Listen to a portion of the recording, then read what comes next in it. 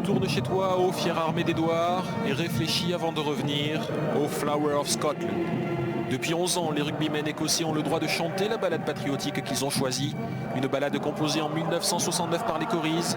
Le thème, la bataille de Bannockburn, première victoire de Robert the Bruce contre les Anglais. C'était en 1314 et il avait repoussé les soldats ennemis au-delà des frontières de l'Écosse.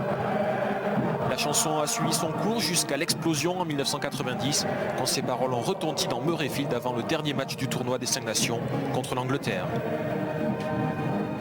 Quand David Soul est entré dans Murrayfield, pas au courant, non mais en marchant, de manière très solennelle, le sentiment de l'Écosse tout entière a été que la bataille de Bannockburn se rejouait sous nos yeux. D'un côté l'Écosse, de l'autre l'Angleterre, il y avait des drapeaux partout dans les rues, ce qui n'arrive pas normalement pour un match du tournoi. C'était vraiment très grand. Le jour où la foule l'a chanté avec le plus de foi et d'émotion, c'était bien en 1990. On jouait contre l'Angleterre et le vainqueur remportait le Grand Chelem. Le bruit, l'atmosphère, tout était phénoménal ce jour-là. Et ce moment vivra en moi jusqu'à ma mort. Le jeu est devenu professionnel depuis, mais aucun salaire ne pourra jamais remplacer ce souvenir-là.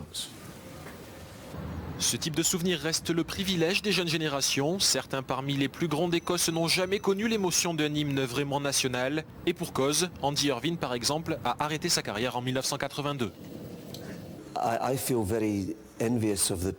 J'envie les joueurs actuels. Quand je jouais, on n'avait pas Flower of Scotland. On devait chanter God Save the Queen. Et souvent, à Murrayfield, on était hués par nos propres supporters parce que pour eux, God Save the Queen, c'était l'hymne anglais par excellence.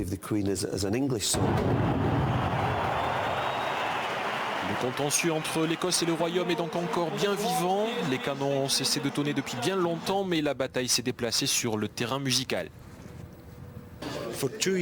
Pendant les 2 années qui ont précédé 1990, quand l'orchestre jouait God Save the Queen, les joueurs tout bas chantaient eux Flower of Scotland. Et quand ils ont commencé à le chanter à haute voix, on leur a dit de commencer par un couplet seulement. Mais 2 semaines plus tard, en rentrant de Cardiff, David Soul et ses joueurs ont réclamé un 2e couplet, pour la seule raison que l'hymne gallois avant le match durait 2 fois plus longtemps que le leur. C'est ainsi que les joueurs écossais ont adopté leur hymne, et pourtant rien ne prédestinait cette chanson de variété à un tel succès quand elle fut chantée pour la première fois à la BBC. Roy Williamson venait juste d'écrire la chanson. À l'époque, la télé était encore en noir et blanc. Roy était assis et jouait du bouzouki. Moi, j'étais debout avec un tambour et ça donnait à peu près ça.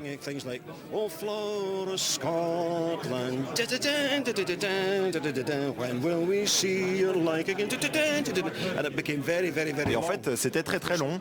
Du coup, on l'a raccourci pour la chanter en concert. À travers les salles de concert, Flower of Scotland est devenu un succès populaire. À travers les stades de rugby, Flower of Scotland est devenu un succès national. Surtout, Flower of Scotland peut surgir à tout moment du cœur d'un pub. Preuve que cet hymne a définitivement pénétré l'âme de tous les Écossais.